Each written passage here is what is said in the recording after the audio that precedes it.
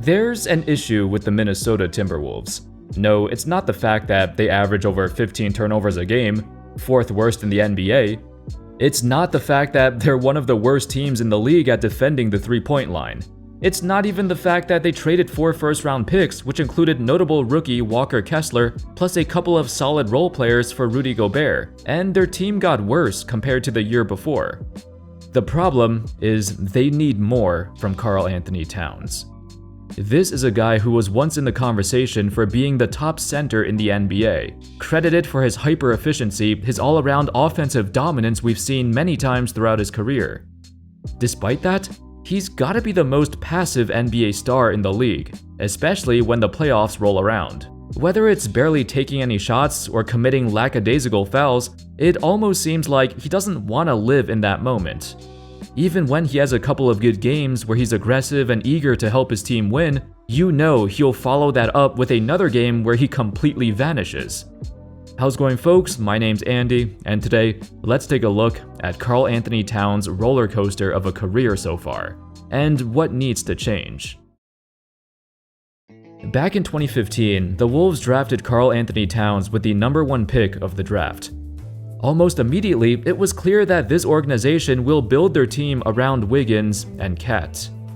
Within a single season, Cat had already surpassed Wiggins as the best player on the team, and he brought a level of finesse and creativity at a position that was struggling to survive in the current NBA landscape.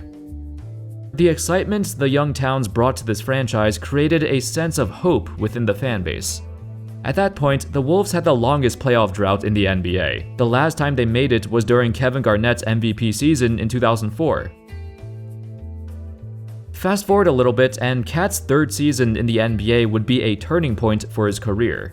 The team decided to make a win-now trade, sending off Zach LaVine, Chris Dunn, the rights to Lauri Markkanen, to get Jimmy Butler. This trade was impactful in more ways than one.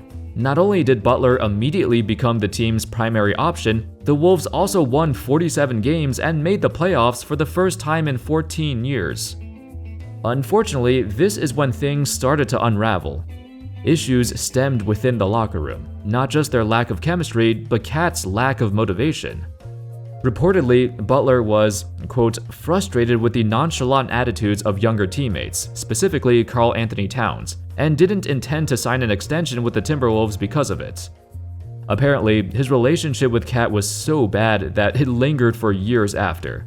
Whenever Butler saw him, he'd call him a loser and soft as a baby's ass. I think he also blasted both Towns and Wiggins' lack of commitment, as they prefer to spend their free time playing video games instead of going hard at practice. Remember that infamous moment at training camp? Where Butler came to practice, dominated everyone, told the GM, "You can't win without me," and then got traded a week later? You remember that, right? Well, Derrick Rose recalled what went through Butler's head at that practice. Butler was feeling, "Why'd y'all pay them first and I was the one who got you to the playoffs?" That's all it was. Jimmy wasn't doing it right, though he was right. It was in response to the Wolves organization not paying him what he wanted. Previously, Wiggins signed a 4-year, $147 million deal, and Towns signed a 5-year, $158 million deal, while Butler wasn't even offered a max extension. That's ultimately why he demanded a trade, because he felt like he was putting in all the work, but the younger guys were getting paid more, yet they were slacking off. Even though Butler went over the top with some of the stuff he said, the thing is, there was some truth to it. Towns, despite his gaudy numbers in the regular season, he never exuded that it factor. You can't look at Towns and say, "Man, this guy is gonna go out and get it." He doesn't have that killer instinct or the mentality to push himself beyond his limits. Ironically, his teammate Anthony Edwards is that guy, and that's why in a few short seasons, he already surpassed Towns as the best player on the team. For example, back in the 2018 playoffs, the Wolves' first appearance since 2004, you'd expect Cat to be excited and grasp this opportunity. Instead, he floundered. He wasn't even terrible, it's just, he was so passive. He barely took any shots and played way too safe. Usually, he's never been the guy to force up shots or fiercely demand the ball, but in the playoffs, you gotta go and get it. You're the franchise superstar. In the first 3 games of the playoffs, Cat averaged an abysmal 10 points a game, and only took 10 shots a game, which was even more alarming. He was better in the next 2 games, but it was too late, and they lost the series in 5. In that series, he just looked so out of his element, completely lost. However, given that he was only 22 years old and it was his first ever playoff series, that's okay. He has time to get better. Over the years though, Towns went through some serious personal tragedy, losing 7 family members to COVID, including his mother. It was a traumatic experience, and he tried his best not to let it affect his play on the court. But things like this, it's bigger than basketball. When the COVID season was over, Cat breathed a sigh of relief. Quote, "For me, personally, I'm just excited to, in a selfish way, just hear the last horn go off and finally take time to really try and heal the right way. I've put basketball front and center in my life so I wouldn't have to deal with the demons on the back end, but it's going to be good to really get some help. I'm excited for that, personally. And also, when that last horn goes off, to truly take a step back and be proud of where I'm at." Thankfully, Towns was able to get his life and his career back on track. He came back in the 2021-22 season with a vengeance, and became an all-star once again. 4 years later, the Wolves have returned back to the playoffs, and this time, they had a real shot at advancing to the second round. The Wolves had a chance to beat the higher seed Grizzlies in the series, but the most notable stat that stands out occurred in games 2 and 3. Cat took just 7 shots in game 2 and 4 shots in game 3. It just should not happen. If you go back and watch that series, he was getting blitzed and doubled pretty quickly whenever he caught the ball, but sometimes he wasn't even looking at the basket or trying to score. I don't think Cat is completely at fault here, as the Wolves should try to run more plays to get him open, cause overall, he had a very efficient series, he just didn't shoot the ball enough. 13 shots a game for a player of his caliber, that's too little. It's also on Cat to be able to adjust and adapt in these situations. You can't have your star player shoot this few number of shots, but perhaps, like I mentioned earlier, he's always been more passive in the playoffs, and he prefers to not make a mistake as opposed to forcing up a bad shot. On the other hand, it was Anthony Edwards' first ever playoff appearance, yet he came out guns blazing and played like he's been here before, whereas Cat shriveled in the spotlight. I think, after the series, everyone quickly realized that Edwards had the it factor. He was the true franchise player, not Cat. This was confirmed by the end of the 2022-23 season.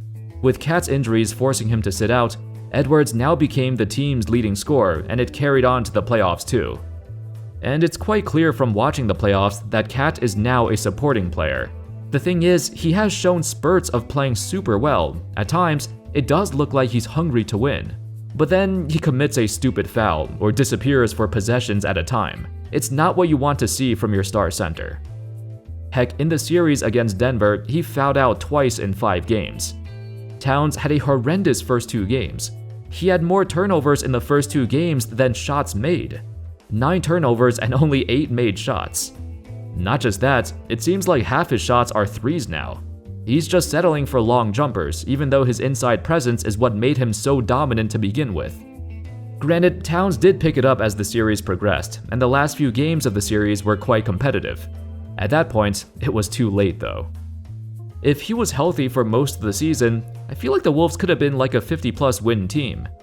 With the addition of Rudy Gobert, he almost single-handedly transformed the Wolves into a top 10 defensive team. And that's a great accomplishment for a team that historically struggled on defense for the past decade. Although now this means Cat is now forced to play out on the perimeter more. With Gobert patrolling the paint, he doesn't have the same spacing like he used to. And he's catching the ball further from the basket, so it's an adjustment he needs to get used to. The jury's still out on if this front court duo could work together in the long term. Then again, there might not be a long term.